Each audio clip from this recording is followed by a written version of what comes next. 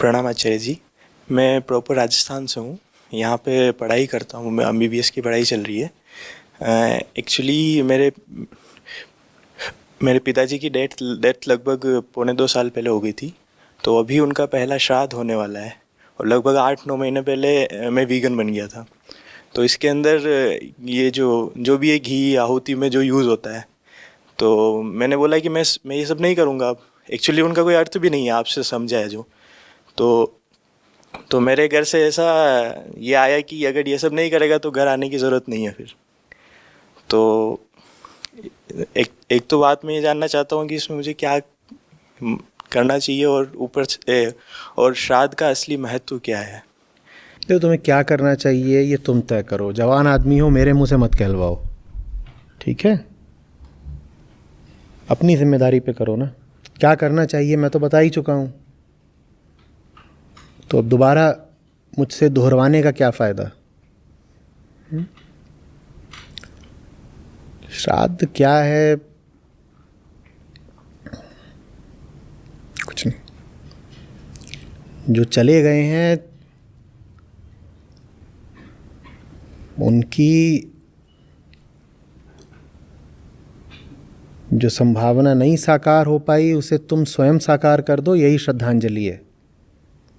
बाकी तुम हर साल कोई रस्म निभा रहे हो, इसमें कुछ विशेष रखा नहीं है। हाँ, उस रस्म के माध्यम से अगर तुम्हें स्वयं अपने लिए जीवन बेहतर व्यतीत करने का स्मरण उठता है तो श्राद्ध आदि रस्मों का कुछ महत्व है फिर। लेकिन बस तुम वहाँ पर ऐसे ही कुछ बंधी बंधाई प्रक्रियाएं कर दो, एकदम कुछ नहीं होना उससे, एकदम कुछ नहीं होना। देखो, हम सब जिनको चाहते हैं, या तो वो हमसे पहले चले जाते हैं, हम उनसे पहले चले जाते हैं, ठीक? दो मनुष्यों के मध्य जब भी संबंध होता है तो इन्हीं दोनों में से एक घटना घटती है, कोई एक पहले चला जाता है ना? तो ये जो विदाई होती है ये अपने आप में जैसे जाने वाले की अंतिम इच्छा की अभिव्यक्ति होती है, अंतिम और उच्चतम। वो जा कर के आपको बता रहा है कि जो कुछ भी तुम चाहोगे वो इसी तरह एक दिन विदा हो जाएगा। कुछ ऐसा चाह लो जो विदा ना हो सकता हो। तुमने एक व्यक्ति को चाहा, या तो व्यक्ति विदा होगा या तुम विदा होगे। इस विदाई में उसने तुमको एक संदेश दिया है। भाई आपस में संबंध था ना, तो जाते जाते भी जैसे तुमको एक तोहफा दे गया है। क्या तोहफा दे गया है?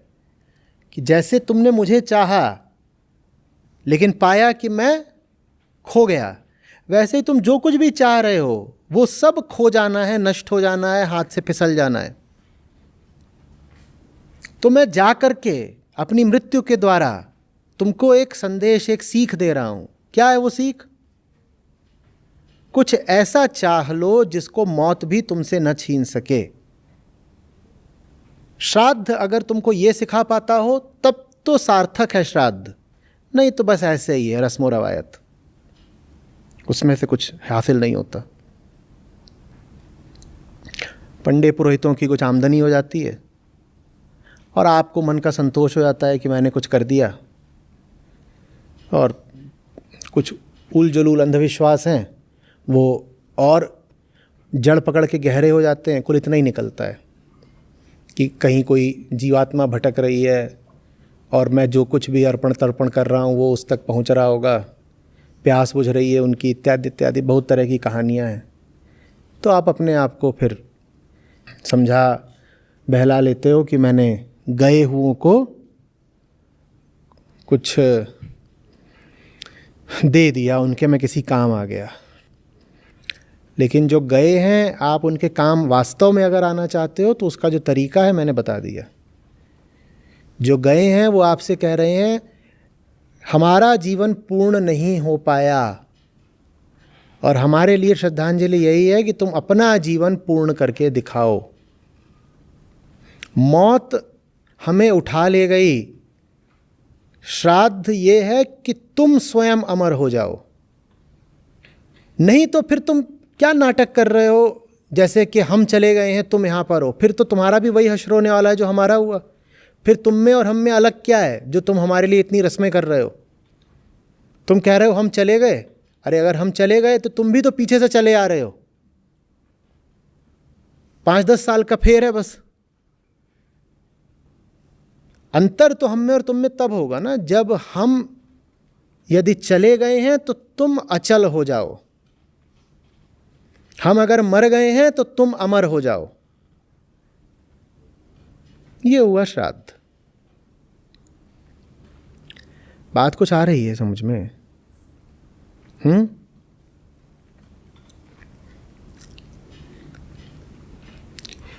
देखिए,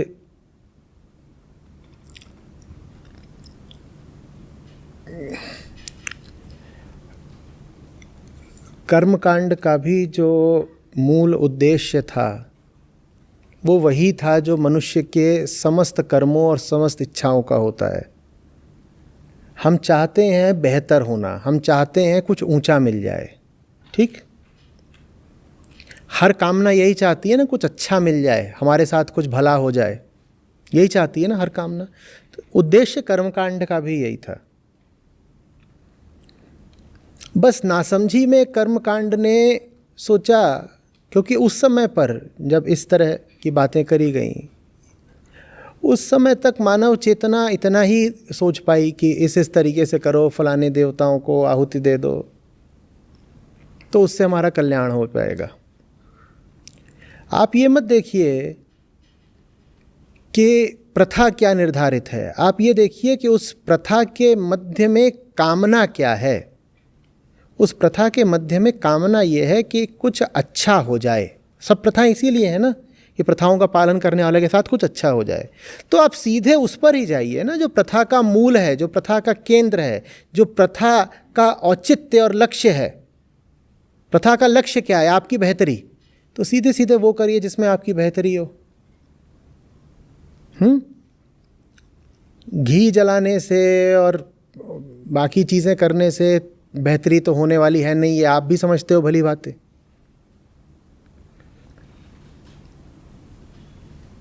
समझ रहे हो?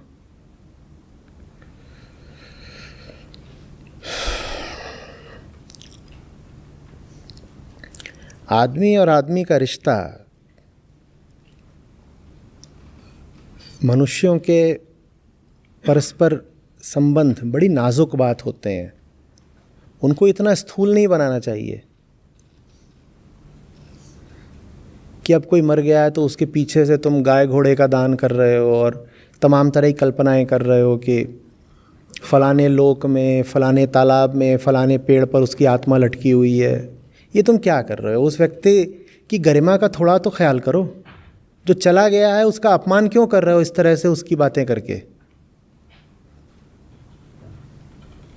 मैं मर जाऊँ फिर तुम बोलो कि फलाने लोक में आचार्य जी की आत्मा एक पीपल के पेड़ पे उल्टी टंगी हुई है, ये तुम मेरा सम्मान करोगे? हाँ?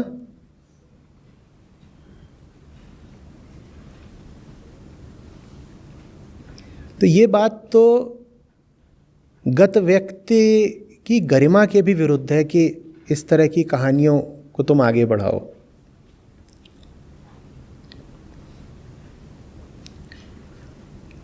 वो जब जिंदा थे तब तुमने उनसे ऐसे बोला होता कि आप जब मरोगे तो आपका भूत वहाँ जाके लटक जाएगा ऐसे, तो उन्हें कैसा लगा होता?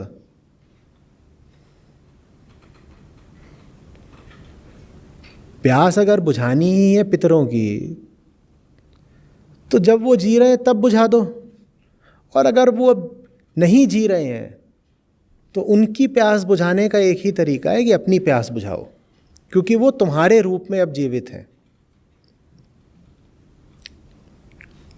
जो कुछ वो नहीं पा पाए उसको तुम अर्जित करके दिखाओ।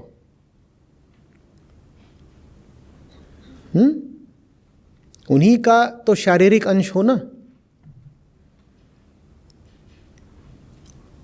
तो वो चले थोड़ी गए हैं, वो अभी तो जिंदा हैं, तुम्हारे रूप में जीवित हैं।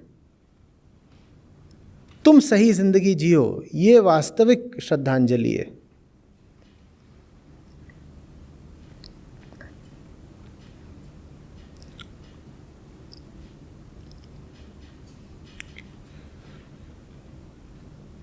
और तुम तो MBBS के खिलाड़ी हो, तुम्हें मैं क्या बताऊं एनाटॉमी के बारे में, तुम नहीं जानते क्या?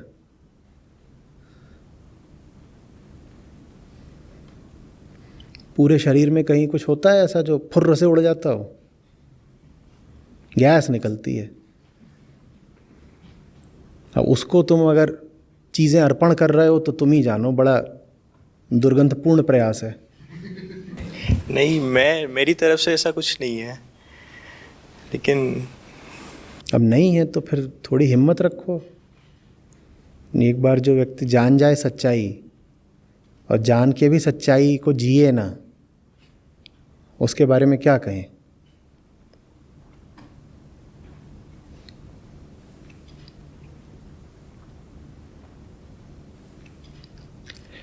रस्में अधिकांशतः अच्छी हो सकती हैं, ये भी कोई आवश्यक नहीं होता कि आप सब प्रथाओं परंपराओं से पल्ला ही झाड़ लें।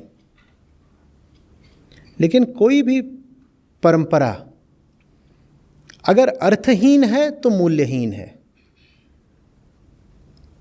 उसका पालन करने से पहले पूछो कुछ अर्थ है इसमें निहित। अगर है और तुम्हें साफ दिख रहा है कि अर्थ है तो ठीक है, पालन कर लो। और न सिर्फ परंपरा के लिए इसलिए चलते रहो कि भाई हमारे पूर्वजों ने करा तो हम भी करेंगे। अगर वो सब कुछ जो पूर्वज कर रहे थे ठीक ही होता तो शब्दकोश में कुप्रथा जैसा कोई शब्द क्यों होता और कुरीति जैसा कोई शब्द क्यों होता? कुप्रथा माने जो हो तो रहा है पहले से पर ठीक नहीं है, कुरीति माने वही बात। तो इसलिए कि कोई चीज़ अतीत में हो रही थी वो ठीक नहीं हो जाती, वो आज भी ठीक नहीं है। अतीत में भी वो ठीक नहीं थी, उसे होना अतीत में भी नहीं चाहिए था। गलत बात है कि वो अतीत में भी होती रही। और कुछ लोग आते हैं कहते हैं जो कुछ भी होता आ रहा है वो ठीक है सिर्फ इसलिए क्योंकि होता आ रहा है। अपनी बहन को सती करना चाहोगे क्या? वो भी तो होता आ रहा था बहुत समय तक।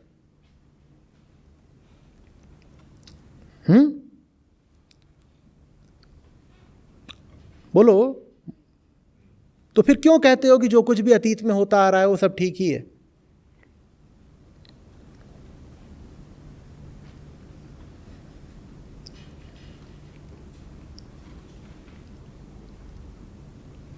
जिन परंपराओं में पाओ कि ठोस अर्थ हैं और वो अर्थ आज भी प्रासंगिक हैं, आज भी काम आएंगे, उन प्रथाओं परंपराओं का अवश्य ही पालन करो, उनका अर्थ जान करके।